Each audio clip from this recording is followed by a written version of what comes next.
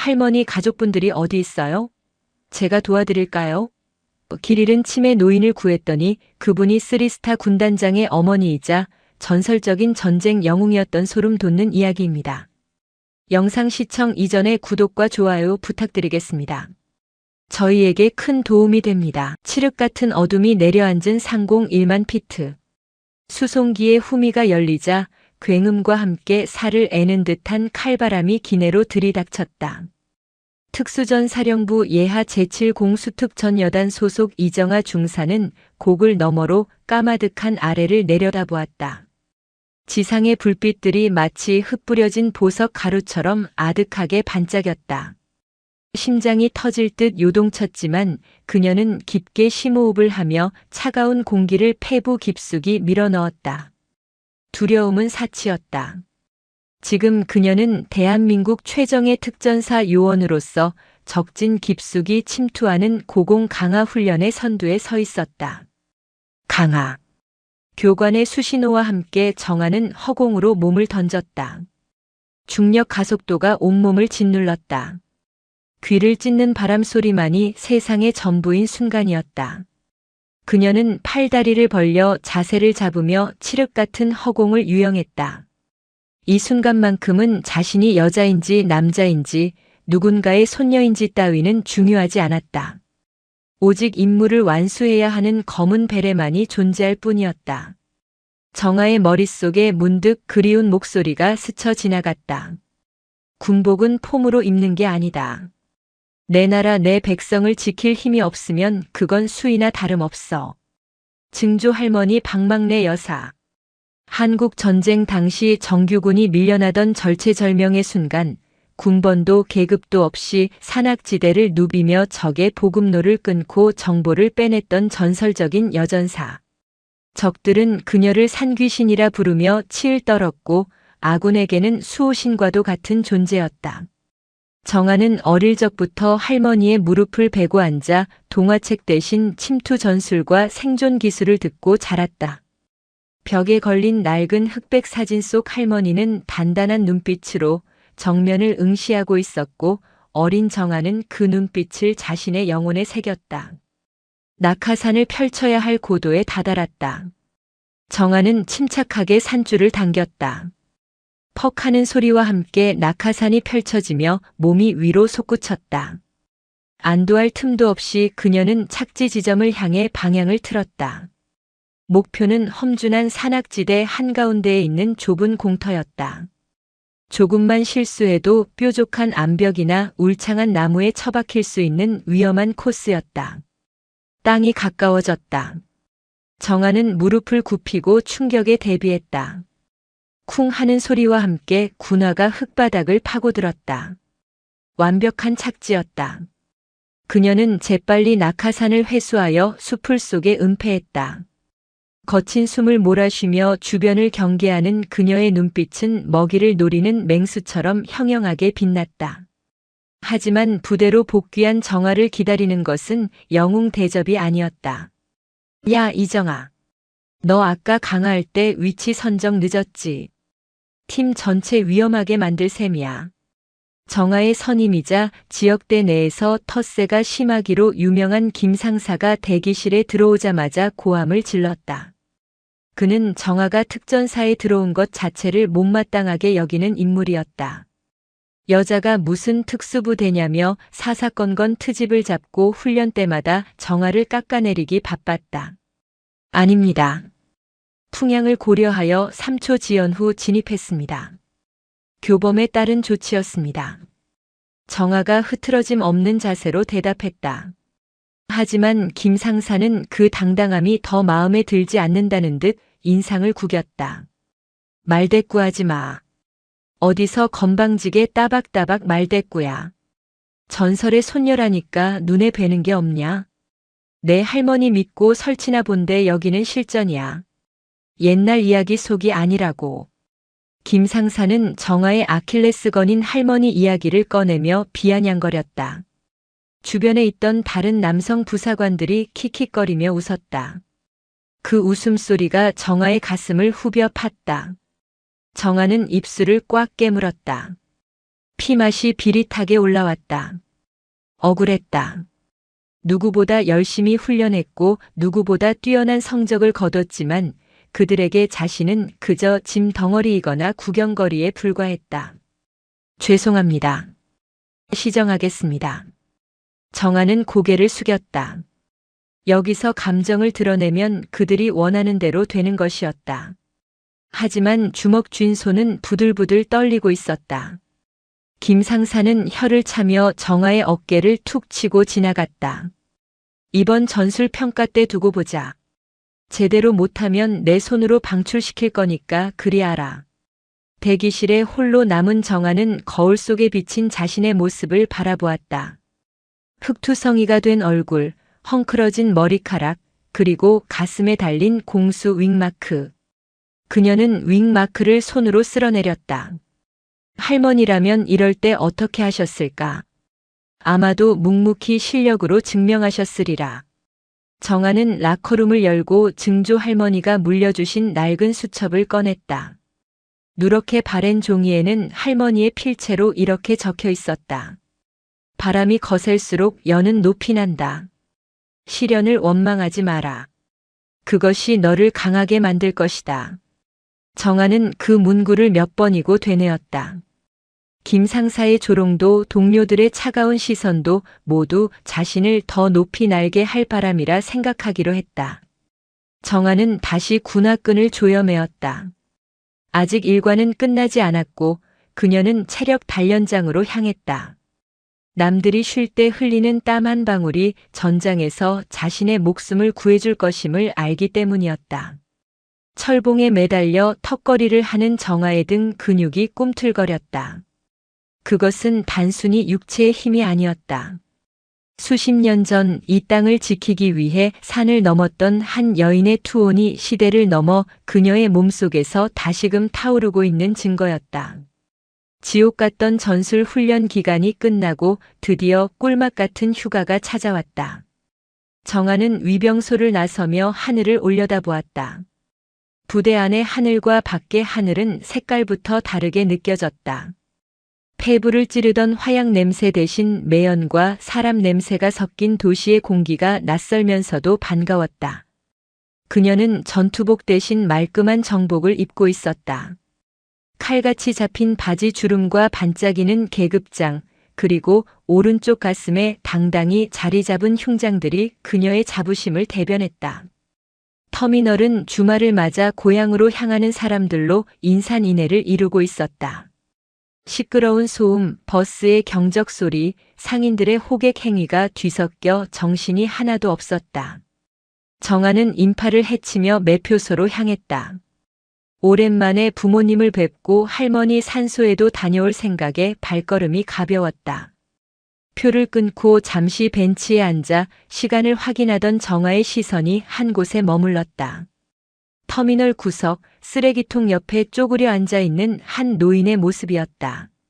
화려한 옷차림의 사람들 속에서 노인은 마치 흑백 사진에서 오려낸 듯 이질적인 존재감을 내뿜고 있었다. 낡고 해진 무명옷, 한쪽 끈이 풀린 운동화, 그리고 품에 소중히 안고 있는 꼬질꼬질한 보따리. 하지만 정아의 눈길을 끈 것은 노인의 초라한 행색이 아니었다. 눈빛. 초점 없이 허공을 응시하고 있지만 그 깊은 곳에는 형언할 수 없는 슬픔과 공포, 그리고 기이할 정도로 서늘한 살기가 공존하고 있었다. 정아는 본능적으로 느꼈다. 저 눈빛은 평범한 노인의 것이 아니다. 사선을 넘나든 자만이 가질 수 있는 전장의 냄새가 배어있는 눈빛이었다. 사람들은 노인을 피해 멀찌감치 돌아가거나 코를 막으며 인상을 찌푸렸다. 노인은 마치 투명 인간이라도 된 듯 그 소란 속에서 철저히 고립되어 있었다. 그때였다. 한 취객이 비틀거리며 노인 쪽으로 다가갔다. 아니, 할망구. 길을 막고 있어. 재수없게. 취객이 노인의 발을 툭 찼다. 그 순간 노인의 몸이 용수철처럼 튀어올랐다. 저기다. 매복이다. 엎드려. 노인이 찢어질 듯한 비명을 지르며 바닥에 납작 엎드렸다. 그녀는 공포에 질려 와들와들 떨면서도 품에 안은 보따리만은 놓지 않았다. 주변 사람들이 깜짝 놀라 웅성거렸다. 취객은 당황한 듯 욕설을 내뱉으며 손을 치켜들었다. 미친 할망구가 확 그냥. 취객의 손이 노인의 머리채를 잡으려는 찰나 누군가의 강인한 손이 취객의 손목을 낚아챘다. 이정하였다. 어르신께 뭐하는 짓입니까? 정아의 목소리는 낮지만 서늘했다. 특전사에서 단련된 악력의 취객은 비명을 지르며 몸을 비틀었다. 아이고 팔 부러진다. 뭐야 너 군발이야. 군인이 민간인 때려도 돼. 사과하십시오. 정아는 눈 하나 깜짝하지 않고 취객을 노려보았다. 그녀의 기세에 눌린 취객은 꼬리를 내리고 황급히 도망쳤다.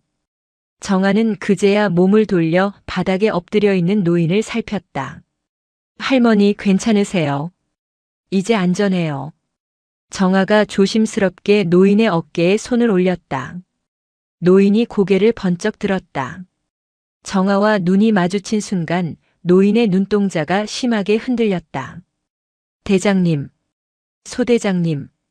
노인은 정아의 정복을, 정확히는 정아의 베레모를 뚫어져라 쳐다보았다. 치매였다.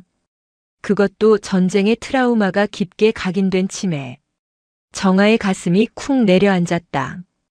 돌아가신 할머니의 마지막 모습이 겹쳐 보였기 때문이다.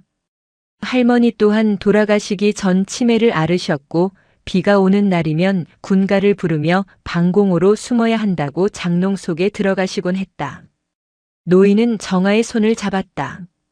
앙상한 손가락 마디마디에는 굳은 살이 박혀 있었고 손등에는 화상 흉터로 보이는 자국이 선명했다. 아군이다. 아군이 왔어. 노인은 안도하며 눈물을 흘렸다. 정아는 코끝이 찡해졌다. 할머니, 댁이 어디세요? 아드님이나 따님 연락처 있으세요? 정아가 물었지만 노인은 딴소리만 했다. 별이 떠야 해. 우리 아들 별을 좋아해. 내가 도시락 싸왔는데 우리 아들 배고플 텐데. 노인은 보따리를 열어보였다. 그 안에는 쉰 냄새가 나는 주먹밥 몇 덩이와 다 낡아빠진 군용 양말 한 켤레가 들어있었다. 정아는 말을 잇지 못했다. 아들을 찾아오신 게 분명했다. 하지만 기억이 온전치 않아 길을 잃으신 것이다. 버스 시간이 다가오고 있었다. 지금 출발하지 않으면 몇 달 만에 휴가는 엉망이 된다. 집에 가면 따뜻한 밥과 가족들의 웃음이 기다리고 있다. 그냥 경찰서에 인계하고 가면 된다. 그게 합리적이고 누구나 그렇게 할 것이다. 하지만 정아는 발걸음을 뗄 수 없었다. 경찰서라는 말에 노인이 발작적으로 고개를 저으며 내 팔을 붙잡았기 때문이다. 안 가. 헌병대는 안 가. 나 잡혀가면 우리 아들 누가 밥 줘. 노인의 애원하는 눈빛이 정아의 양심을 붙잡았다. 약한 자를 돕는 것이 강한 자의 의무다. 군복은 벼슬이 아니라 책임이다. 할머니의 목소리가 터미널의 소음을 뚫고 들려왔다. 정아는 눈을 질끈 감았다 떴다. 그리고 결심했다. 이 노인을 두고 가면 평생 후회할 것 같았다. 자신의 휴가보다 자신의 편안함보다 지금 눈앞에서 떨고 있는 이 전쟁 영웅의 어머니를 지키는 것이 진짜 군인이 해야 할 일이었다. 엄마 죄송해요. 저 못 내려가요. 아니, 부대에 일이 생겨서요. 정아는 부모님께 거짓 전화를 걸었다. 수화기 너머로 들려오는 어머니의 실망 섞인 목소리에 가슴이 미어졌지만 그녀는 이를 악물었다. 전화를 끄는 정아는 노인을 향해 환하게 웃어 보였다. 할머니, 제가 아드님 찾을 때까지 같이 있어 드릴게요. 배고프시죠? 저랑 같이 가요. 제가 맛있는 거 사드릴게요. 정아는 자신의 화려한 휴가를 반납하고 낯선 노인의 지팡이가 되기로 자처했다. 터미널의 인파 속에서 두 여인의 동행이 시작되었다. 젊은 여군과 기억을 잃은 노병. 이 기묘한 만남이 불러올 거대한 파장을 그들은 아직 알지 못했다. 정아는 노인을 모시고 부대 근처 국밥집으로 갔다. 따뜻한 국물을 떠먹여 드리자 노인은 어린아이처럼 받아 먹었다. 식사를 마친 후 정아는 고민 끝에 노인을 부대 면회실로 모시기로 결정했다. 경찰서나 보호소보다는 군복 입은 사람들이 있는 곳이 노인에게 심리적 안정을 줄 것이라 판단했기 때문이다. 또한 노인이 군 관련 물품에 반응하는 것으로 보아 부대 안에서 정보를 얻을 수 있을지도 모른다는 막연한 기대도 있었다. 부대 정문에 도착하자 택시에서 내리는 정아와 노인을 보고 위병소 근무자들이 경악했다. 이정아 중사님 휴가 출발하신 거 아닙니까? 왜 다시? 그리고 이 할머니는 누구십니까? 길을 잃으신 분이다. 상태가 안 좋으셔서 경찰에 인계하기 전까지 잠시 면회실에서 보호하려 한다. 문 열어줘. 정아의 말에 근무자는 난색을 표했다. 중사님 사정은 알겠지만 민간인을, 그것도 신원 미상의 외부인을 함부로 들릴 수는 없습니다. 당직 사령님 허가가 필요합니다. 알아. 내가 직접 보고할 테니까 일단 들어가게 해줘. 밖바람이 너무 차다. 정아는 막무가내로 밀고 들어갔다. 면회실 소파에 노인을 앉히고 담요를 덮어주었다. 잠시 후 소식을 들은 당직 사령 박대위가 얼굴을 붉히며 달려왔다. 그는 정아와 사이가 좋지 않은 김 상사와 한패거리로 여군에 대한 편견이 가득한 인물이었다. 이 중사, 너 지금 제정신이야. 부대가 내 안방이야. 어디서 노숙자를 데리고 들어와. 박대위의 고함 소리가 면회실을 울렸다. 노인이 깜짝 놀라 정아의 뒤로 숨었다. 정아는 노인을 가로막으며 차렷 자세를 취했다. 보고드립니다. 터미널에서 길 잃은 치매 노인을 발견했고 군인 가족으로 추정되어 임시 보호 중입니다. 경찰이 올 때까지만 보호하겠습니다. 야, 이정아. 여기가 무슨 복지시설인 줄 알아. 당장 내보내. 너 휴가 반납하고 영창 가고 싶어. 박대위는 손가락질을 해대며 정아를 모욕했다. 주변에 몰려든 간부들이 수군거렸다. 절에서 여자는 안 된다니까. 감성에 젖어서 일 처리를 못해. 전설의 손녀라더니 오지랖도 전설급이네. 조롱 섞인 말들이 비수처럼 날아와 꽂혔다. 정아의 주먹이 하얗게 질렸다. 하지만 그녀는 물러서지 않았다. 대위님, 국민의 생명을 보호하는 것이 군인의 제일 임무입니다. 갈 곳 없는 노인을 내쫓는 것이 규정입니까? 만약 이분이 밖에서 사고라도 당하면 그 책임은 누가 집니까? 뭐 책임? 내가 감히 나를 가르치려 들어. 좋아, 그렇게 책임지고 싶으면 내가 다 뒤집었어. 대신 이 노인한테서 냄새나니까 구석에 처박아둬. 그리고 너 복귀하면 징계위원회 회부될 줄 알아. 박대위는 씩씩거리며 돌아갔다. 남겨진 정아에게 쏟아지는 시선은 차갑기 그지없었다. 하지만 정아는 노인의 떨리는 손을 잡고 다짐했다. 저들이 뭐라 하든 상관없다. 나는 내 할 일을 한다. 밤이 깊었다. 면회실의 불이 하나둘 꺼지고 정막이 흘렀다. 정아는 노인의 발을 씻겨드리기 위해 대야에 물을 받아왔다. 양말을 벗기자 드러난 노인의 발은 처참했다. 발톱은 다 빠져 있었고 발바닥은 굳은 살과 흉터로 뒤덮여 있었다. 그것은 평생을 거친 산길을 걸어온 자의 발이었다. 정아가 정성스럽게 발을 씻겨드리자 노인이 가만히 정아의 머리를 쓰다듬었다. 아가 힘들지. 미안하다. 노인의 눈빛이 잠시 맑아졌다. 아니에요, 할머니. 시원하시죠? 정아가 웃으며 고개를 들었다. 노인은 정아의 베레모에 달린 흉장을 손가락으로 가리켰다. 이 독수리. 나도 알지. 내 아들이 이걸 달고 싶어 했는데. 할머니, 아드님도 특전사셨어요. 그래. 특전사. 검은 모자. 우리 아들이 참 멋있었어. 근데 내가 짐이 되기 싫어서 나왔어. 우리 아들 별 달아야 하는데 애미가 미쳐서 앞길 막으면 안 되잖아. 노인의 말에 정아는 숨이 턱 막혔다. 치매 걸린 노인이 아들의 앞길을 막을까봐 스스로 집을 나온 것이었다. 그 지독한 모정에 정아는 눈시울이 붉어졌다. 그때 노인이 품속에서 낡은 사진 한 장을 꺼내 정아에게 보여주었다.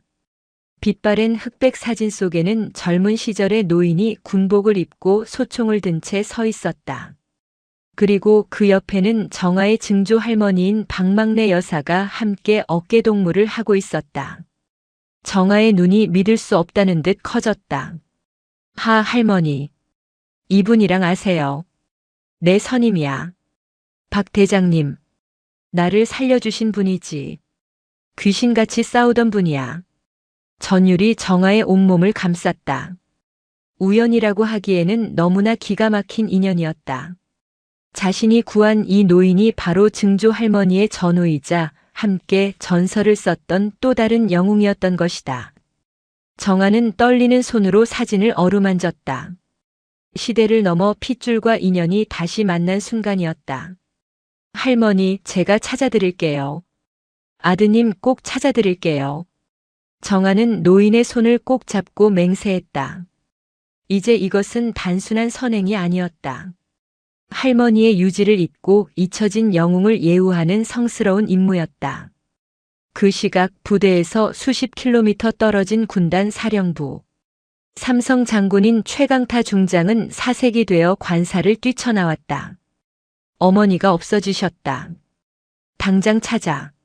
전 병력 동원해서 내 어머니 찾아내. 군단장의 호령이 밤하늘을 찢었다. 비상이 걸린 헌병대의 사이렌 소리가 요란하게 울려 퍼지기 시작했다. 폭풍전야. 정아가 있는 작은 면회실로 거대한 태풍이 몰려오고 있었다. 그러나 정아는 아직 그 사실을 모른 채 노인의 곁을 지키며 밤을 지새우고 있었다. 밖에서 자신을 비웃던 박대위와 김상사의 운명이 어떻게 바뀔지, 그리고 내일 아침 떠오를 태양과 함께 얼마나 찬란한 별들이 이곳에 쏟아질지 상상조차 하지 못한 채 면회실의 밤은 길고도 차가웠다. 창밖에서 들려오는 당직 사관의 순찰 소리와 멀리서 들리는 산짐승의 울음소리가 정적을 깼다. 정아는 소파 끝에 불편하게 걸터앉아 잠든 할머니의 얼굴을 지켜보았다. 얇은 군용 모포 아래로 드러난 할머니의 어깨는 앙상한 나뭇가지처럼 위태로워 보였다. 전쟁터에서 산을 넘고 강을 건너며 적군을 공포에 떨게 했던 여전사의 육체라고는 믿기지 않을 만큼 세월은 야속하게 그녀를 깎아내렸다. 새벽녘이 되자 할머니가 악몽을 꾸는 듯 신음소리를 내며 몸을 뒤척였다. 피하라. 포격이다. 엎드려.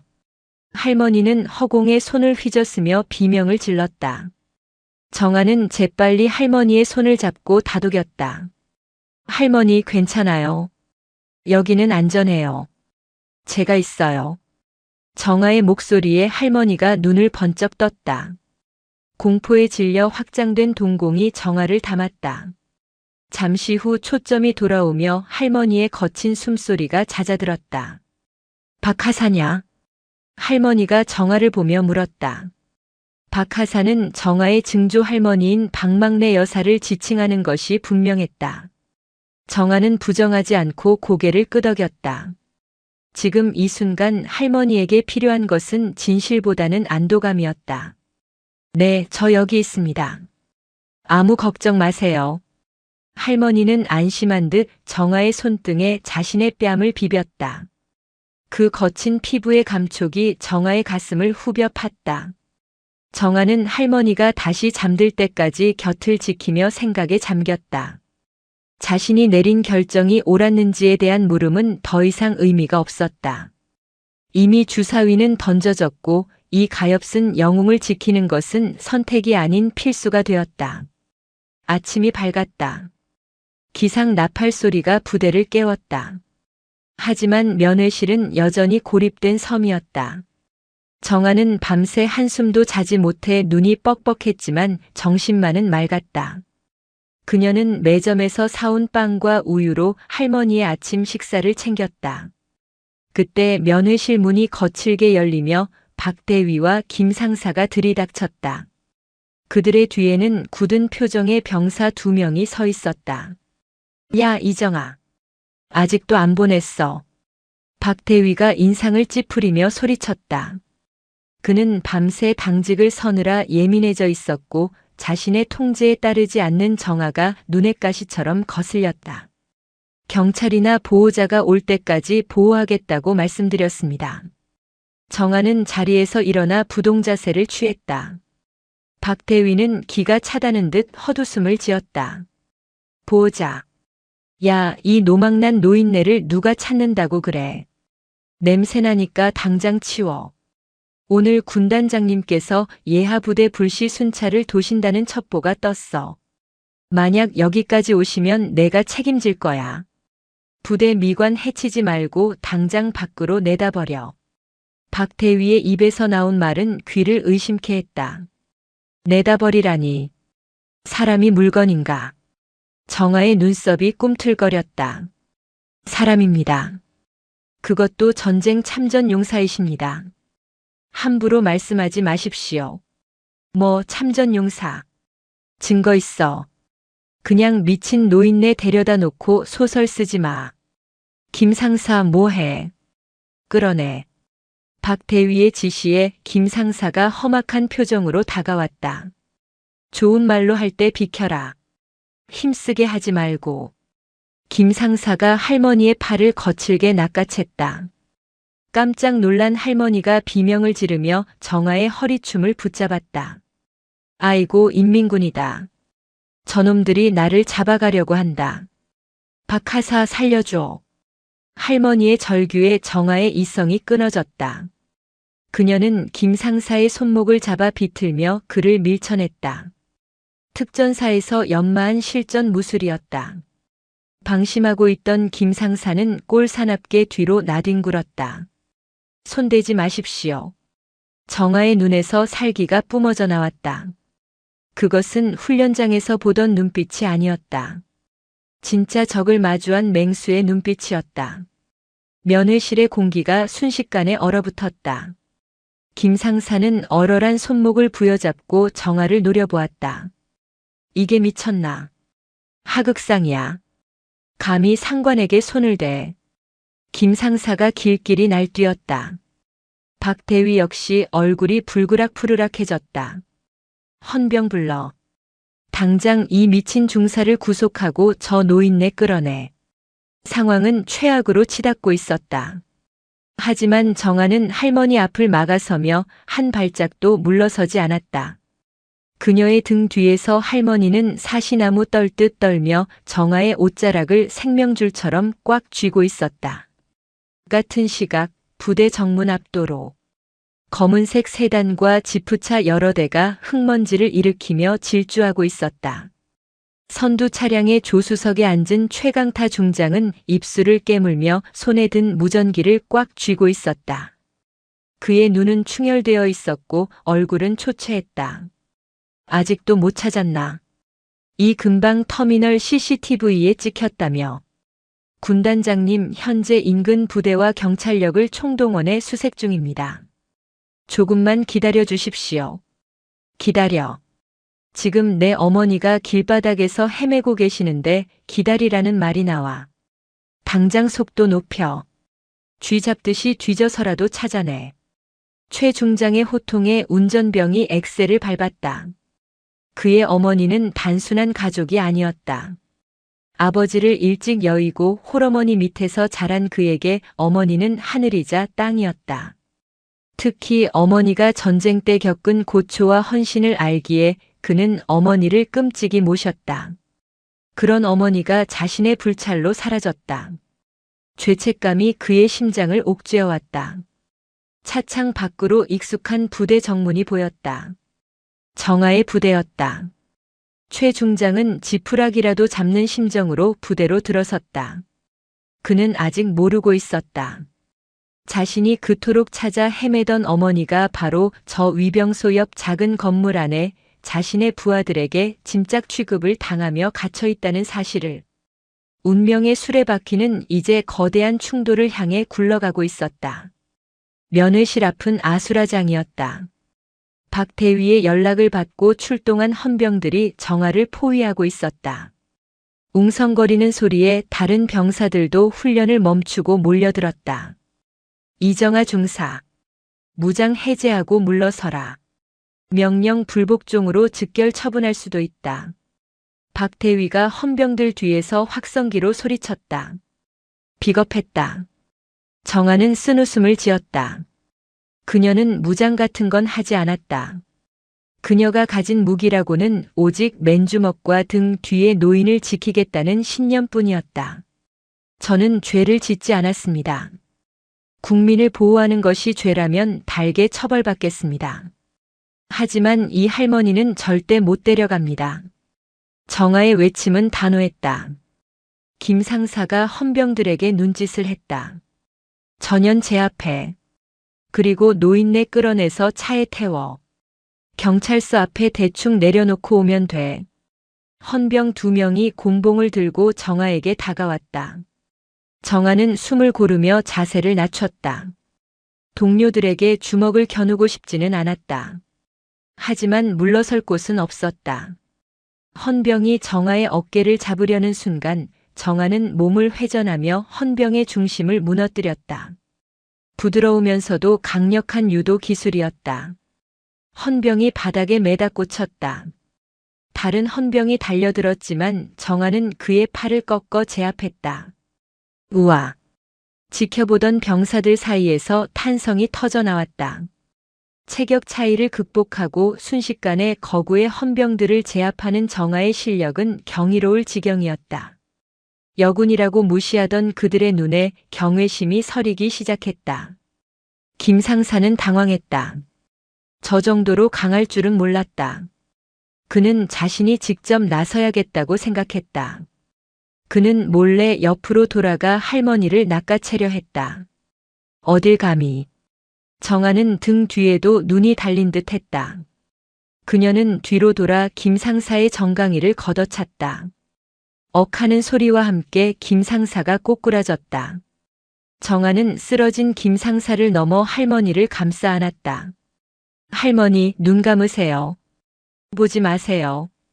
정화는 할머니가 충격을 받을까봐 걱정했다. 할머니는 정화의 품에 얼굴을 묻고 오들오들 떨었다. 박하사. 우리 박하사가 나를 지켜준다. 그 순간 위병소 쪽에서 육중한 엔진 소리와 함께 검은색 차량 행렬이 들이닥쳤다. 흙먼지가 자욱하게 피어올랐고 날카로운 브레이크 소리가 연병장을 찢었다. 1호차에는 붉은색 바탕에 은색 별 3개가 박힌 성판이 달려 있었다. 군단장이었다. 모두 동작 그만. 차에서 내린 부관이 천둥 같은 목소리로 외쳤다. 상황을 정리하려던 박 대위와 바닥에 뒹굴던 김 상사 그리고 대치 중이던 헌병들이 모두 얼어붙었다. 정정만이 감돌았다. 차 뒷문이 열리고 최강타 중장이 내렸다. 그의 군화가 땅에 닿는 순간 주변의 공기가 무겁게 가라앉았다. 그는 매의 눈으로 난장판이 된 현장을 훑어보았다. 쓰러진 병사들, 씩씩거리는 간부들, 그리고 그 한가운데에 노인을 뒤로 숨긴 채 도끼 어린 눈으로 서 있는 정화. 이게 무슨 추태인가? 최 중장의 낮고 굵은 목소리가 쩌렁쩌렁 울렸다. 박 대위가 사색이 되어 달려나와 경례를 했다. 추 충성. 군단장님, 그게 아니라 이 하극상 분자가 외부인을 끌어들여 난동을. 시끄럽다. 최 중장은 박 대위의 말을 자르고 성큼성큼 정화 쪽으로 걸어갔다. 그의 시선은 정화가 아니라 정화의 등 뒤에 숨어있는 노인에게 고정되어 있었다. 그의 심장이 거칠게 뛰기 시작했다. 익숙한 실루엣, 낡은 무명옷, 그리고 어머니가 늘 품고 다니던 그 보따리. 정화는 군단장이 다가오자 긴장했다. 하지만 그녀는 경계 태세를 풀지 않았다. 상대가 누구든 자신의 보호 대상을 위협한다면 싸울 준비가 되어 있었다. 최 중장은 정아의 코앞까지 다가와 멈췄다. 그리고 떨리는 목소리로 입을 열었다. 비켜라. 뒤에 계신 분을 봐야겠다. 정아는 최 중장의 눈을 보았다.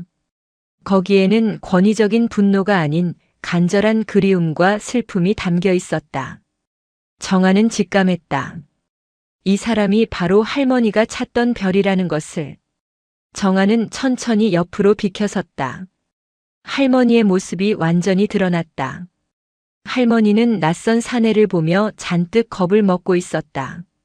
그러다 천천히 고개를 들어 최 중장의 얼굴을, 그리고 그의 어깨에 달린 찬란한 별 3개를 보았다. 별 3개. 할머니가 중얼거렸다.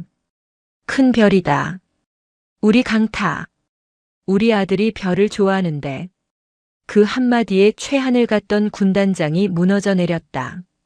그는 흙바닥에 무릎을 꿇었다. 그의 눈에서 굵은 눈물이 뚝뚝 떨어져 군복을 적셨다. 어머니.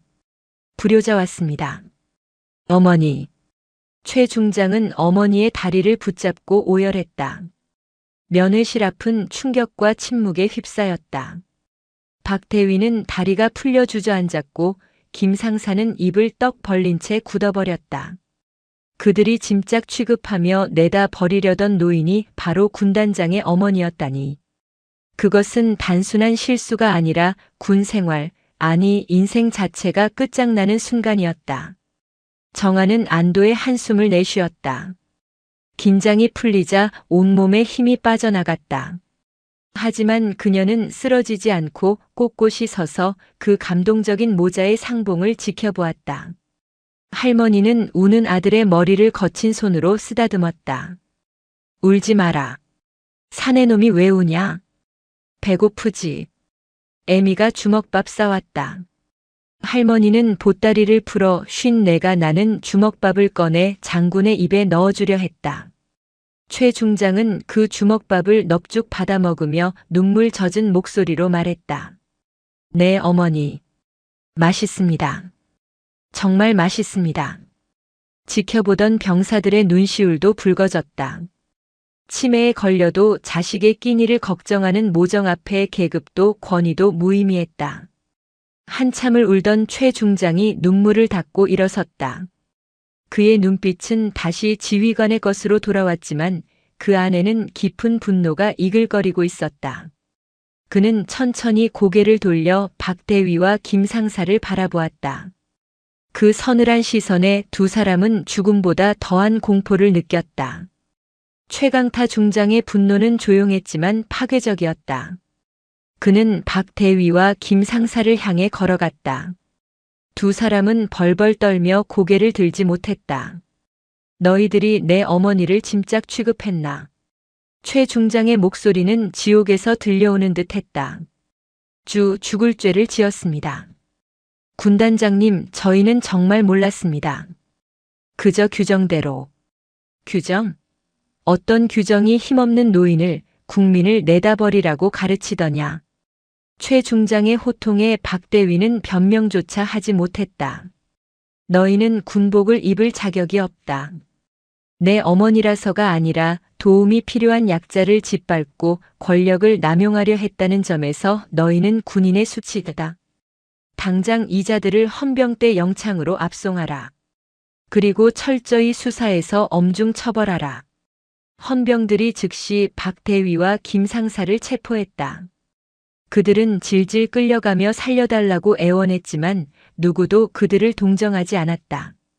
인과응보였다. 상황이 정리되자 최 중장은 정아에게 다가왔다. 그는 정아의 흑투성이가 된 군복과 헝클어진 머리, 그리고 당당한 눈빛을 보았다. 자네가 내 어머니를 지켜주었나? 그렇습니다. 특전사 중사 이정아. 최 중장은 정아의 가슴에 달린 명찰과 흉장을 유심히 보았다. 그리고 어머니가 정아의 손을 꼭 잡고 있는 것을 보았다. 강타야, 이 아이한테 그러지 마라. 내 은인이다. 우리 박 하사 손녀란다. 할머니의 말에 최 중장의 눈이 커졌다. 박하사라면 혹시 산귀신이라 불리던 박막내 선배님을 말씀하시는 건가? 정아가 대답했다. 맞습니다. 제 증조 할머니십니다. 최 중장은 탄성을 내뱉었다. 아, 세상에 이런 인연이 있나.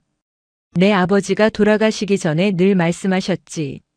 전쟁터에서 박막내라는 여군에게 큰 빚을 졌다고. 그분이 아니었으면 우리 가족은 살아남지 못했을 거라고. 그런데 이제 그 증손녀가 내 어머니를 구했어. 최 중장은 감격에 겨워 정아의 어깨를 잡았다.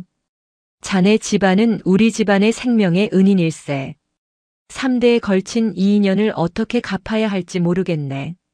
최 중장은 즉석에서 정아에게 경례를 했다. 삼성 장군이 일개 부사관에게 먼저 경례를 하는 파격적인 모습이었다. 고맙다. 정말 고맙다. 자네가 보여준 용기와 희생 정신이야말로 진정한 군인 정신이다. 내 어머니를 지켜줘서 그리고 군인의 명예를 지켜줘서 고맙다. 정아는 울컥하는 마음을 누르고 답례했다. 필승. 주변에 있던 모든 병사가 정아를 향해 박수를 보냈다. 비아냥과 무시는 존경과 찬사로 바뀌었다. 정아는 그제야 옅은 미소를 지을 수 있었다.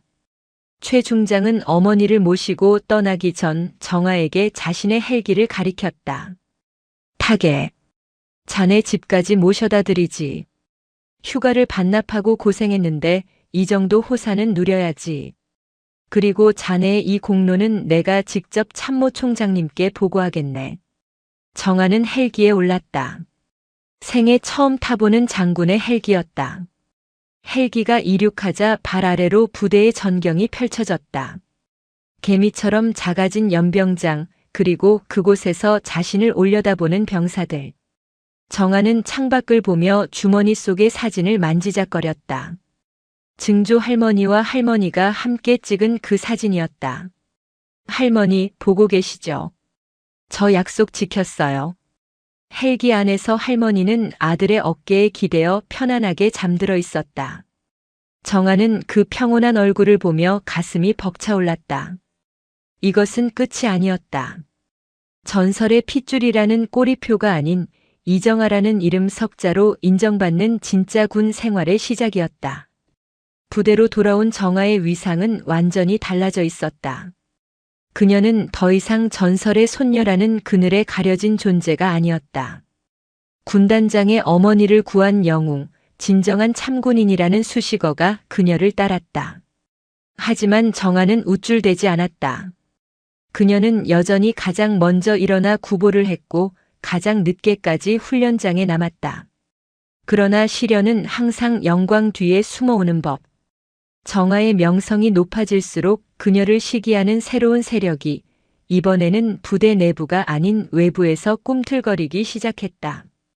그리고 그 중심에는 정아의 능력을 시험하려는 육군 본부의 엘리트 장교들이 있었다. 그들은 정아의 공로를 운으로 치부하며 그녀를 혹독한 연합훈련의 최전선으로 내몰 계획을 세우고 있었다. 진짜 검은 베레의 전설은 이제부터였다. 정아는 훈련장 흙바닥에 침을 뱉으며 군화끈을 다시 조였다. 올 테면 와라. 다 부숴주마. 그녀의 눈빛이 다시 한번 매섭게 빛났다. 군단장의 헬기를 타고 부대로 금이 환영한 사건은 정아의 군 생활을 송두리째 바꿔놓았다. 그녀가 지나갈 때마다 병사들은 경외 어린 눈빛으로 경례를 붙였고 그녀를 괴롭히던 간부들은 눈도 마주치지 못하고 슬금슬금 피했다. 하지만 정아는 알고 있었다. 이 화려한 환호 뒤에는 시기심이라는 검은 그림자가 도사리고 있음을 말이다. 그 그림자의 실체는 얼마 후 새로 부임한 중대장 최민석 대위였다. 그는 육군사관학교를 수석으로 졸업하고 온 엘리트 중의 엘리트였다. 원칙주의자의 완벽주의자인 그는 부임 첫날부터 정아를 예의주시했다. 그는 정아의 활약이 실력이 아닌 우연히 군단장의 어머니를 구한 덕분에 얻은 정치적 명성이라고 폄하하고 있었다. 이정아 중사. 중대장실로 호출된 정아에게 최 대위가 차갑게 말을 건넸다. 네. 중대장님. 자네에 대한 소문은 익히 들었네. 전설의 손녀의 군단장님의 은인이라고. 하지만 명심하게. 군인은 과거의 영광이나 인맥으로 사는 존재가 아니야. 오직 현재의 전투력으로 증명해야 하지. 최 대위는 책상 위에 놓인 정아의 인사기록 카드를 툭 던졌다. 이번 분기 전술 평가에서 자네 팀을 내가 직접 평가하겠네. 만약 기준에 미달한다면 가차없이 인사 조치할 생각이니 각오하는 게 좋을 거야. 그것은 명백한 선전포고였다. 정아는 흔들리지 않는 눈빛으로 최 대위를 응시했다. 알겠습니다. 실력으로 증명하겠습니다. 평가의 날이 밝았다. 훈련장은 긴장감으로 팽팽했다. 최 대위는 일부러 정아의 팀에게 가장 불리한 조건을 부여했다. 가상의 적군은 수적으로 2배가 넘었고 지형 또한 방어하기 불리한 저지대였다. 시작. 신호탄과 함께 모의 전투가 시작되었다. 적군 역할을 맡은 대항군이 파도처럼 밀려들었다. 보통의 지휘관이라면 당황해서 후퇴했을 상황이었다. 하지만 정아는 침착했다. 그녀의 머릿속에는 할머니가 들려준 전술이 생생하게 살아있었다. 적은 우리의 약점을 노리고 정면으로 들어올 것이다. 1조는 우측 능선으로 우회하여 매복, 2조는 연막탄을 터뜨려 시야를 차단한다. 내가 미끼가 되겠다. 정아는 과감하게 자신을 노출시키며 적을 유인했다. 대항군은 정아를 잡기 위해 저지대 안쪽으로 깊숙이 들어왔다. 그 순간 정아의 신호와 함께 매복해 있던 팀원들이 일제히 사격을 개시했다. 타타탕. 공포탄 소리가 계곡을 울렸다. 완벽한 포위망에 갇힌 대항군은 순식간에 전멸 판정을 받았다. 상황실에서 모니터로 지켜보던 최 대위의 미간이 찌푸려졌다. 운이 좋았다고 생각하고 싶었지만 정아의 지휘는 교과서에 나오는 정석을 뛰어넘는 변칙과 과감함이 섞여 있었다. 훈련 종료 후 강평 시간. 최 대위는 애써 담담한 표정으로 단상에 섰다. 이정아 중사의 전술은 무모했다. 만약 실전이었다면 지휘관이 가장 먼저 사망했을 수도 있는 위험한 작전이었다. 최 대위는 칭찬 대신 독설을 퍼부었다. 정아의 팀원들이 불만 섞인 표정으로 웅성거렸다. 그때 정아가 손을 들고 발언권을 요청했다. 중대장님 말씀이 맞습니다. 하지만 특수작전은 위험을 감수하지 않으면 성공할 수 없습니다. 제 목숨 하나로 팀원 전체를 살리고 임무를 완수할 수 있다면 저는 기꺼이 그 길을 가겠습니다. 그것이 저희 검은 베레의 정신이라고 배웠습니다. 정아의 당당한 대답에 최 대위는 말문이 막혔다. 주변에 있던 다른 간부들이 고개를 끄덕이며 정아의 말에 동의를 표하고 있었다. 최 대위는 자존심의 상처를 입었다. 그는 이를 갈며 다음 기회를 노리기로 했다. 하지만 정아에게 닥친 시련은 내부의 견제뿐만이 아니었다. 며칠 뒤 정아는 할머니가 위독하다는 소식을 듣고 급히 병원으로 달려갔다. 군단장의 어머니였다. 할머니. 산소호흡기를 쓴 할머니는 힘겹게 눈을 떴다. 정아를 알아보는지 손가락을 까딱거렸다. 박. 아사. 네, 저 왔어요. 할머니. 고맙다. 내 아들.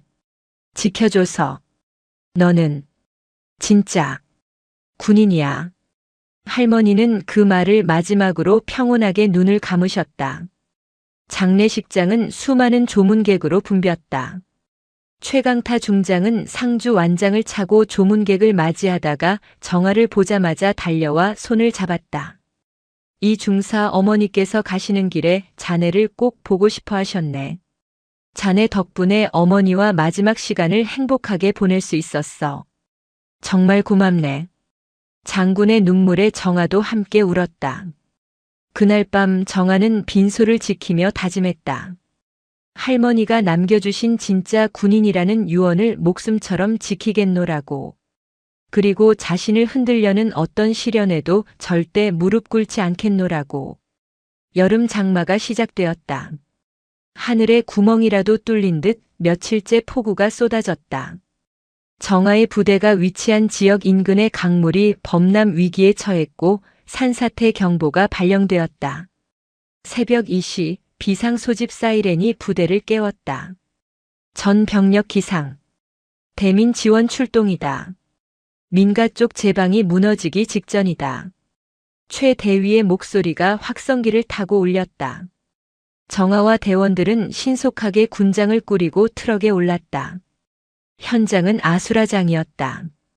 흙탕물이 마을 입구까지 차올랐고 주민들은 가재도구를 챙길 새도 없이 지붕 위로 대피의 구조를 기다리고 있었다. 1중대는 제방 보수, 2중대는 고립된 주민 구조에 투입한다.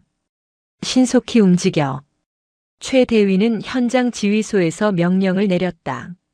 정아는 구조팀을 이끌고 허리까지 차오른 물살을 헤치며 민가로 향했다.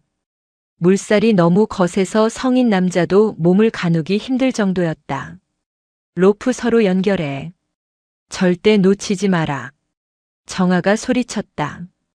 그때 무너진 집 잔해 속에서 아이의 울음소리가 들려왔다. 엄마, 살려줘. 정아는 소리가 나는 쪽을 보았다. 지붕이 무너져 내린 집 안쪽에 어린아이가 고립되어 있었다. 물은 점점 차오르고 있었다. 제가 가겠습니다.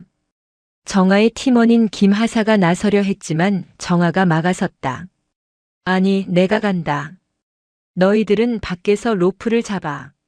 정아는 망설임 없이 흙탕물 속으로 몸을 던졌다. 나뭇가지와 쓰레기들이 떠내려와 몸을 때렸다.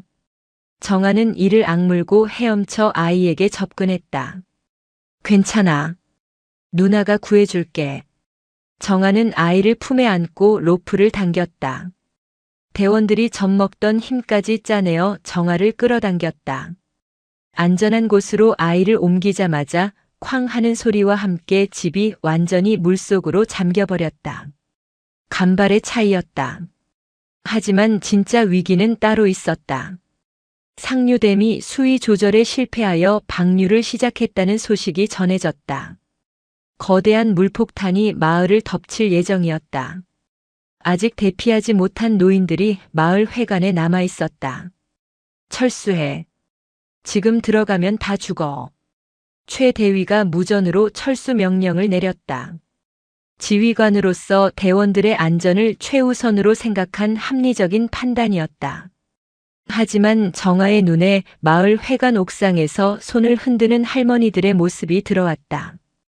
그 중에는 며칠 전 돌아가신 군단장의 어머니와 닮은 분도 있었다. 중대장님, 아직 사람이 있습니다. 저분들을 두고 갈 수는 없습니다. 이정아 중사. 명령이다. 복귀해. 이건 자살 행위야. 정아는 무전기를 잠시 내려다보았다. 그리고 결단을 내렸다. 죄송합니다. 통신 상태가 불량하여 잘 들리지 않습니다. 구조 감행하겠습니다. 정아는 무전기를 끄고 팀원들을 바라보았다. 나는 간다. 강요하지 않겠다. 남을 사람은 남아라. 그러자 평소 정아를 따르던 팀원들은 물론 최 대위의 눈치를 보던 병사들까지 모두 정아의 곁으로 모여들었다. 부팀장님이 가시는데 저희가 어디 가겠습니까? 같이 갑시다. 가슴 뜨거운 전후회였다. 정아와 대원들은 인간띠를 만들어 거센 물살을 뚫고 마을 회관으로 진입했다. 공포에 질린 노인들을 한 명씩 업고 나오기 시작했다. 물은 이미 가슴팍까지 차올랐다. 마지막 할머니를 업고 나오던 정아의 발이 웅덩이에 빠졌다. 중심을 잃은 정아가 급류에 휘말렸다. 이 중사님. 대원들이 비명을 질렀다. 정아는 물속에서 허우적대면서도 할머니를 놓지 않으려 안간 힘을 썼다. 숨이 막혀오고 의식이 흐려지려는 찰나 누군가의 손이 정아의 군복 멱살을 강력하게 잡아챘다. 정신 차려. 이정아. 최민석 대위였다. 그가 직접 물속으로 뛰어들어 정아를 붙잡은 것이었다. 최 대위의 얼굴은 흙탕물 범벅이었지만 눈빛만은 살아있었다. 죽으려면 명령받고 죽어. 내 허락 없이 죽지 마. 최 대위와 대원들이 합심하여 정아와 할머니를 끌어올렸다. 모두가 진흙투성이가 되어 거친 숨을 몰아쉬었다. 최 대위는 정아를 노려보며 소리쳤다. 명령 불복종이다. 알아들어. 복귀하면 영창 보낼 거다. 하지만 그의 손은 정아의 어깨를 단단히 붙잡고 있었다. 그리고 그의 입가에는 미세한 미소가 번져 있었다. 하지만 잘했다. 정말 잘했다. 그날의 구조작전은 기적이었다. 단 한 명의 인명 피해도 없이 전원이 구조되었다. 비가 그치고 구름 사이로 햇살이 비치자 흙투성이가 된 대원들은 서로를 얼싸안고 환호했다. 정아는 최 대위를 바라보며 경례를 했다. 감사합니다. 중대장님. 최 대위는 어색하게 마주 경례를 했다. 엘리트 의식에 갇혀있던 그가 정아의 무모하지만 숭고한 희생정신을 인정하고 진정한 지휘관으로 거듭나는 순간이었다. 이 사건을 계기로 부대 내에서 정아를 시기하던 목소리는 완전히 사라졌다. 그녀는 이제 운 좋은 영웅이 아니라 생사를 함께할 수 있는 진짜 전우로 인정받게 되었다.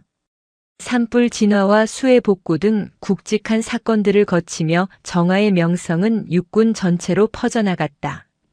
그리고 마침내 그녀에게 특전사 군인으로서 최고의 영예이자 실현이 될 명령이 떨어졌다. 우방국들과 함께하는 다국적 연합 특수전 훈련의 대한민국 대표팀장으로 참가하라는 것이었다. 훈련 장소는 태평양의 외딴섬. 정글과 사막, 바다가 공존하는 최악의 환경이었다. 정아는 정예 팀원들을 이끌고 수송기에 몸을 실었다. 현지에 도착하자 2미터가 넘는 거구의 외국 특수부대원들이 그들을 맞이했다. 그들은 동양의 작은 여군이 팀장이라는 사실에 노골적으로 비웃음을 흘렸다. 헤이 리틀걸. 여기는 보이스카우트 캠프가 아니야. 총은 들 수 있겠어. 한 외국인 대원이 정아의 어깨를 툭 치며 조롱했다. 통역 장교가 난처한 표정을 지었지만 정아는 알아들었다는 듯 피식 웃었다. 그녀는 그 대원의 눈을 똑바로 쳐다보며 한국말로 또박또박 말했다. 전쟁은 근육으로 하는 게 아닙니다. 깡으로 하는 겁니다. 두고 보면 알게 될 겁니다. 본격적인 훈련이 시작되었다. 섭씨 40도를 넘나드는 살인적인 더위와 습도, 그리고 독충들이 대원들을 괴롭혔다. 초반에는 압도적인 체격 조건을 가진 서구권 부대들이 앞서 나갔다. 그들은 무거운 군장을 메고도 평지처럼 산을 뛰어 올랐다. 반면 정아의 팀은 뒤처지는 듯 보였다. 하지만 정아에게는 계획이 있었다. 서두르지 마라. 지금 체력을 다 쓰면 후반부에 퍼진다. 우리는 우리의 페이스를 유지한다. 정아는 팀원들의 체력을 안배하며 묵묵히 전진했다. 사흘째 되던 날 밤 예상대로 선두그룹에서 탈락자가 속출했다. 무리한 속도전으로 탈수와 열사병에 걸린 외국 대원들이 쓰러지기 시작한 것이다. 지금이다. 치고 나간다. 정아의 지시에 따라 팀원들은 비축해둔 힘을 폭발시켰다.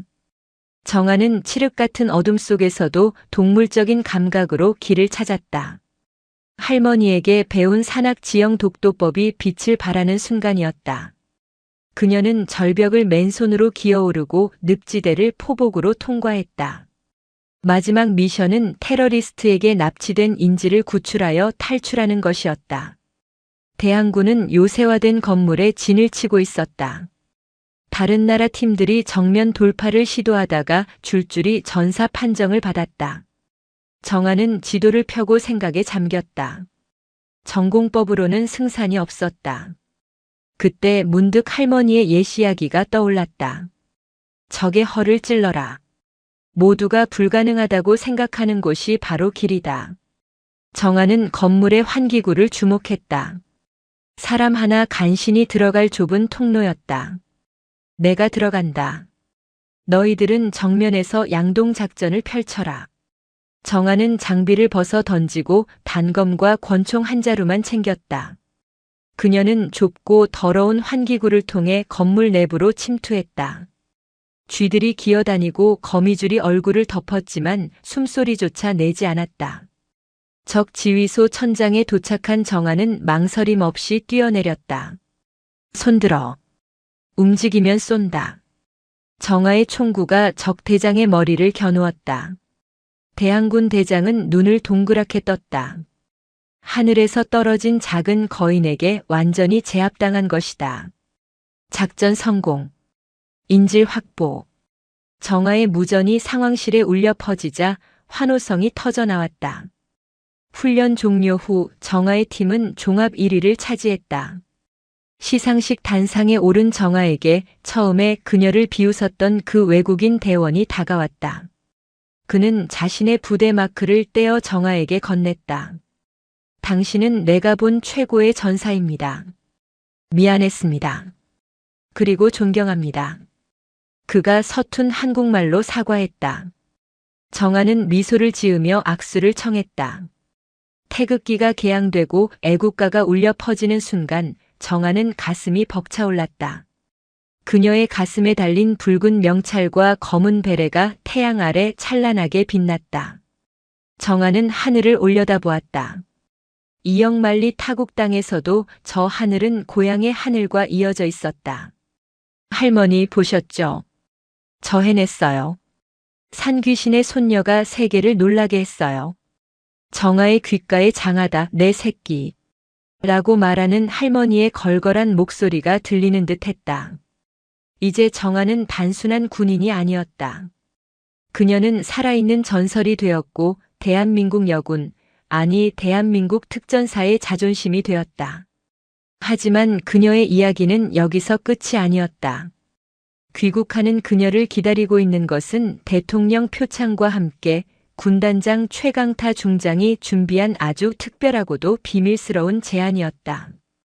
그것은 정아의 군 생활 2막을 여는 새로운 열쇠가 될 것이었다. 해외 연합훈련에서 돌아온 정아에게 주어진 휴식은 짧았다. 귀국 환영식의 여운이 채 가시기도 전에 최강타 중장은 정아를 자신의 집무실로 은밀히 호출했다. 집무실의 공기는 평소와 다르게 무겁게 가라앉아 있었다. 최 중장은 창밖을 응시하다가 정아가 들어오자 천천히 몸을 돌렸다. 이정아 중사 몸은 좀 어떤가? 최상의 상태입니다. 군단장님. 정아가 절도 있게 대답했다. 최 중장은 책상 서랍에서 낡은 서류 봉투 하나를 꺼내 정아 앞에 내밀었다. 봉투 겉면에는 대외비라는 붉은 도장이 찍혀 있었고 그 옆에는 빛바랜 먹글씨로 산신이라는 두 글자가 적혀 있었다. 이게 무엇입니까? 자네 증조 할머니 박막래 선배님이 창설 초기 멤버로 활동하셨던 비밀부대의 작전 일지일세. 오랫동안 군 기밀로 묶여 있다가 이번에 내가 특별히 봉인을 해제했지. 정아의 동공이 확장되었다. 할머니의 숨겨진 과거. 단순히 산을 잘 타는 여군이 아니라 국가의 가장 깊은 어둠 속에서 임무를 수행했던 비밀 요원이었다는 사실이 드러나는 순간이었다. 내가 자네를 부른 건 단순히 옛날 이야기를 하기 위해서가 아닐세. 지금 상황이 심상치 않아. 최 중장이 지도를 펼쳤다. 강원도 깊은 산골 험준하기로 소문난 태백 산맥의 한 줄기였다. 최근 이 지역에서 정체불명의 무선 신호와 침투 흔적이 발견됐다. 아군 통신망을 교란하고 주요 시설을 정찰하는 움직임이 포착됐어. 적의 특수작전부대로 추정된다. 놈들은 지형을 이용해 우리 레이더망을 교묘히 피하고 있어. 제가 투입됩니까? 그래. 정규 수색대를 투입했지만 놈들이 워낙 귀신같이 숨어다니는 탓에 성과가 없었어. 놈들을 잡으려면 놈들보다 더 산을 잘 아는 산귀신이 필요해. 자네가 팀을 이끌고 놈들을 사냥해주게. 그것은 단순한 수색 작전이 아니었다. 실전이었다. 정아의 심장이 거칠게 뛰기 시작했다. 그녀는 할머니의 작전 일지를 가슴에 품었다. 명받았습니다. 반드시 놈들을 소탕하고 복귀하겠습니다. 작전명 겨울 사냥. 정아는 자신이 신뢰하는 정예 팀원들을 소집했다. 최민석 대위가 자원하여 부팀장을 맡았다. 이 중사가 가는 길에 내가 빠질 수 없지. 등 뒤는 나에게 맡겨. 헬기가 눈 덮인 산악지대에 정아와 대원들을 토해냈다. 영하 20도의 살인적인 추위가 뼛속까지 파고들었다. 무릎까지 쌓인 눈은 한 걸음 뗄 때마다 체력을 갉아먹었다. 하지만 정아의 눈빛은 차갑게 식어 있었다. 그녀는 할머니의 일기장에 적힌 문구를 기억해냈다. 눈은 거짓말을 하지 않는다. 바람이 불어오는 쪽을 보고 짐승이 다니지 않는 길을 찾아라. 그곳에 적이 있다. 정아는 첨단 장비 대신 할머니의 방식을 택했다. 눈 위에 찍힌 미세한 흔적, 꺾인 나뭇가지의 각도, 새들이 날아가는 방향. 그녀는 오감을 곤두세워 산과 하나가 되었다. 사흘째 되던 날 밤 정아는 멈춰섰다. 멈춰. 놈들이다. 정아가 손을 들어 신호를 보냈다. 아무것도 없는 설원처럼 보였지만 정아의 눈에는 보였다. 하얀 위장복을 입고 눈 속에 파묻혀 있는 적들의 숨구멍이. 놈들은 아군 수색대가 지나가기를 기다려 등 뒤를 치려는 매복 작전을 펼치고 있었다. 우회한다. 놈들의 머리 위로 올라간다. 정아는 팀원들을 이끌고 가파른 암벽을 타기 시작했다. 장비 소리를 내지 않기 위해 입에는 단검을 물고 손끝이 찢어지는 고통을 참으며 절벽을 올랐다. 적들의 머리 위, 그들이 절대 올라올 수 없다고 판단한 그 지점에 정아가 섰다. 지금이다. 사격 개시. 정아의 신호탄과 함께 검은 베레들의 총구가 불을 뿜었다. 매복하고 있던 적들은 혼비백산했다. 하늘에서 벼락이 떨어진 것과 다름없었다. 당황하지 마라. 반격해. 적의 대장이 소리쳤지만 이미 승기는 기울었다. 하지만 놈들도 정예였다. 그들은 신속하게 산계하여 끈질기게 저항했다. 눈보라치는 설산에서 쫓고 쫓기는 추격전이 시작되었다. 정아는 선두에서 적대장을 추격했다. 놈은 산을 타는 솜씨가 예사롭지 않았다. 거기 서라. 너는 내 손바닥 아니다. 정아는 거리를 좁혀갔다. 놈이 막다른 절벽 끝에 몰렸다. 더 이상 도망칠 곳이 없자 놈은 총을 버리고 칼을 꺼내 들었다. 끈질긴 놈들. 하지만 여기까지다. 정아 역시 소총을 뒤로 돌리고 대검을 뽑았다. 1대1의 대치 상황. 칼바람 소리만이 두 사람 사이를 메웠다. 정아의 뇌리에 할머니의 목소리가 들렸다. 정아야, 칼은 손으로 잡는 게 아니다. 마음으로 잡는 거야. 두려움을 베어라. 정아는 기압과 함께 적에게 달려들었다. 설산의 정적을 깨고 두 개의 칼날이 부딪혔다. 전설이 다시 깨어나는 순간이었다. 챙 하는 금소금과 함께 불꽃이 튀었다. 적대장의 칼솜씨는 매서웠다. 정아의 뺨을 스친 칼날이 핏방울을 흩뿌렸다. 놈은 살인을 위해 훈련받은 살인병기였다. 힘으로 밀어붙이는 놈의 공격에 정아는 뒤로 밀렸다. 여자라고 얕봤더니 제법이군. 하지만 힘의 차이를 느껴봐라. 놈이 비릿한 웃음을 지으며 다시 달려들었다. 하지만 정아는 당황하지 않았다. 그녀는 놈의 힘을 역이용했다. 놈이 찌르기로 들어오는 순간 정아는 몸을 낮추며 놈의 팔목을 낚아채고 그대로 업어치기를 시도했다. 쿵소리와 함께 놈이 눈밭에 처박혔다. 하지만 놈은 반동을 이용해 정아의 발목을 걸었다. 정아도 중심을 잃고 넘어졌다. 눈밭 위에서 엉켜 뒹구는 처절한 육탄전이 벌어졌다. 놈의 손이 정아의 목을 조려왔다. 숨이 막히고 시야가 흐려졌다. 여기서 죽을 순 없어. 내가 지켜야 할 것들이 있어. 정아는 할머니의 유품인 만년필을 떠올렸다. 그리고 자신을 믿고 기다리는 군단장과 부대원들, 그리고 자신이 구했던 사람들의 얼굴이 스쳐 지나갔다. 정아는 마지막 힘을 짜내어 놈의 눈을 찔렀다. 놈이 비명을 지르며 물러났다. 그 틈을 놓치지 않고 정아는 놈의 명치를 가격하고 제압했다. 항복해라. 대한민국 특전사에게 패배는 없다. 정아가 놈의 목에 칼을 겨누며 말했다. 그때였다. 탕하는 총성이 울렸다. 숨어있던 적의 저격수가 정아를 노린 것이었다. 정아의 왼쪽 어깨에서 피가 솟구쳤다. 쓰러지는 정아를 향해 저격수가 다시 조준했다. 절체절명의 순간 누군가가 정아의 앞을 막아섰다.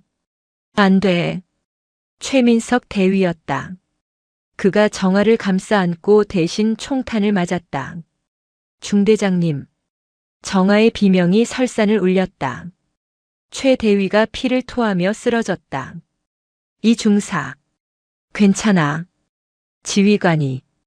부하를 지키는 건 당연한 거야. 말하지 마십시오. 의무병.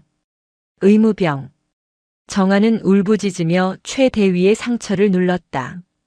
분노가 머리끝까지 치솟았다. 그녀의 눈은 이제 완전히 야수처럼 변해 있었다.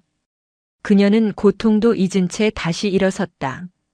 내 놈들 단 한 놈도 살려보내지 않겠다. 정아는 부상당한 몸으로 눈밭을 질주했다. 저격수의 위치를 파악한 그녀는 지그재그로 달리며 총알을 피했다. 마치 춤을 추듯, 아니 귀신이 곡하듯 그녀의 움직임은 기괴하고도 빨랐다. 저격수가 당황하여 사격이 빗나갔다.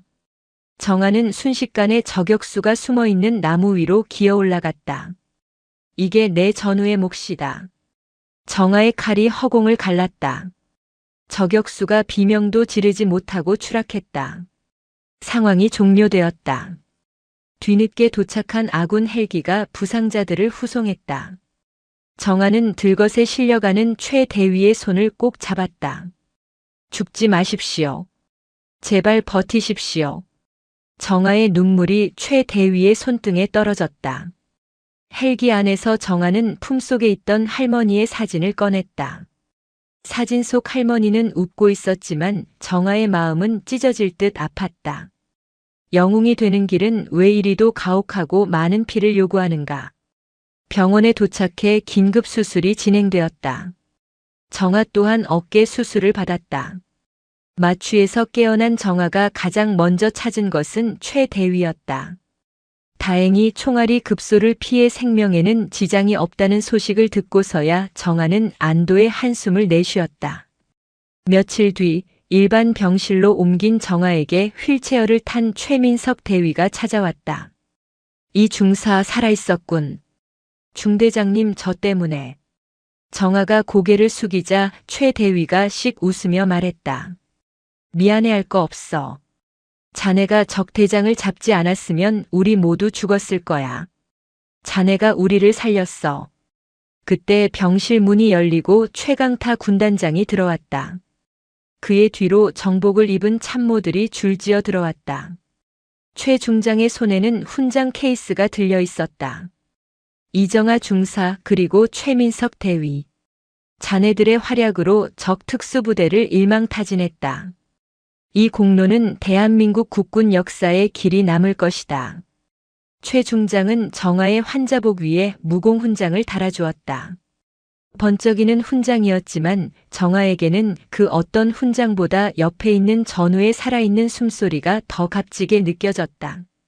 그리고 이 중사 자네에게 줄 것이 하나 더 있네. 최 중장은 낡고 녹슨 군번줄 하나를 건넸다. 이번 작전 지역 근처 동굴에서 발견된 것일세.